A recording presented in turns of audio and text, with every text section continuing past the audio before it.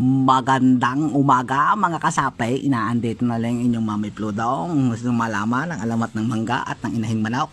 Ito na, pakinig kayo sa akin. Teka lamang ha, pinababalatan ko lang ang mangga sa aking ina.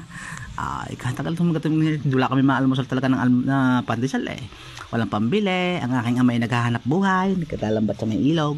Ito, napakain na ng mangga. Tingnan mo ba naman yan? Ay, naku pa! Ano ba naman yung upo angat na ikaw?